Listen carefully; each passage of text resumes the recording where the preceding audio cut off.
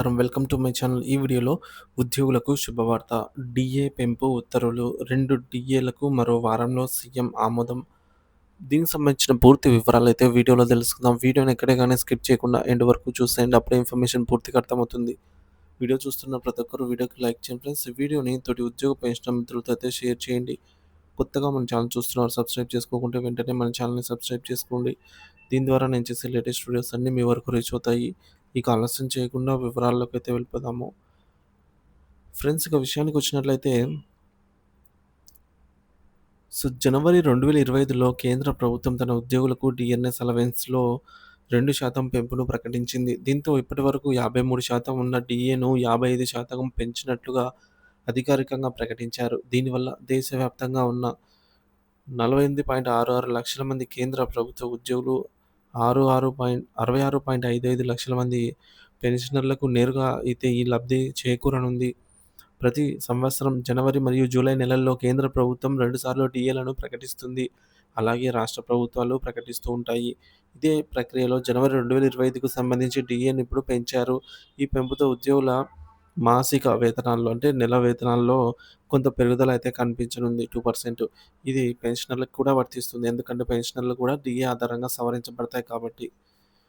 ఇక తెలంగాణ ప్రభుత్వ ఉద్యోగుల విషయానికి వచ్చినట్లయితే డీఏ పెంపు పరిస్థితి ఇదే సమయంలో తెలంగాణ రాష్ట్ర ప్రభుత్వ ఉద్యోగుల విషయంలో చాలా వెనుకబడి ఉంది. ప్రస్తుతం జూలై 2022 వరకు సంబంధించిన డీఏ కూడా పూర్తి చేయకపోవడం గమనార్హం. ఇక్కడ చూసినట్లయితే జూలై 2022 డీఏ ఇంకా పూర్తి కాలేదు. జనవరి 2023, అలాగే జూలై 2023, జనవరి 2024, జూలై 2024. సో, ఇప్పుడు జనవరి 2025 మొత్తం 6 డీఏలు. సో, ఈ డీఏలన్నీ పెండింగ్‌లో ఉన్నాయంటే ఇప్పుడు జనవరి డీఏతో కలుపుకొని 6 డీఏలయితే పెండింగ్‌లో ఉన్నాయి.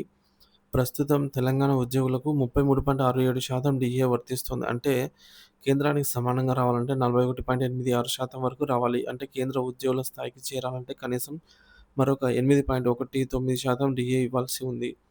ఇక్కడ పీఆర్సీ పరిస్థితి చూసుకున్నట్లయితే ఇంకో ముఖ్యమైన అంశం పీఆర్సీ. ప్రస్తుతం రాష్ట్ర ప్రభుత్వ ఉద్యోగులు కొత్త పీఆర్సీ కోసం ఎదురుచూస్తూ ఉన్నారు. పీఆర్సీ కానీ, పెండింగ్ డీఏలు గానీ ప్రభుత్వం ఇప్పటివరకు స్పష్టమైన సమాచారం ఇవ్వలేదు. ఇకపోతే పీఆర్సీ ఇచ్చిన తర్వాత కూడా 3 డీఏలు ఇంకా పెండింగ్‌లోనే ఉంటాయి. కేంద్ర ప్రభుత్వం నిర్ణయాలు తీసుకుంటూ ప్రతి 6 నెలలకోసారి డీఏ పెంపు చేస్తూ ఉద్యోగులకు, పెన్షనర్లకు ఊరట కలిగిస్తోంది. రాష్ట్రం మాత్రం ఇదే విషయంలో జాప్యం చేస్తూ ఉద్యోగుల్లో నిరాశ, అసంతృప్తి పెంచుతోంది.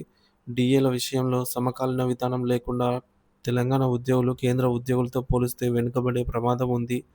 పీఆర్సీ, పెండింగ్ డీఏల విషయంలో రాష్ట్ర ప్రభుత్వం తక్షణ చర్యలు తీసుకోవాల్సిన అవసరం ఎంతైనా ఉంది. సో, ఈ మేరకు చూసుకున్నట్లయితే డీఏల పెంపు కేంద్ర ప్రభుత్వ ఉద్యోగులకు ఊరట, రాష్ట్ర ఉద్యోగులకు నిరీక్షణలాగైతే అయింది. కేంద్ర ఉద్యోగులకు 2% పెంపు ప్రకటించింది. దీనివల్ల కేంద్ర ప్రభుత్వ ఉద్యోగులకు 55% అయితే డీఏ, డీఆర్‌లు చేరుకోవడం జరిగింది. అలాగే ఆంధ్రప్రదేశ్‌లో కూడా జనవరి 2024, జూలై 2024, జనవరి 2025 ఈ 3 డీఏలయితే పెండింగ్‌లో ఉన్నాయి. ఏపీలో కూడా త్వరితగతిన కనీసం 2 డీఏలనైనా ప్రకటించాలని ఉద్యోగ పెన్షనర్లు కోరుతూ ఉన్నారు.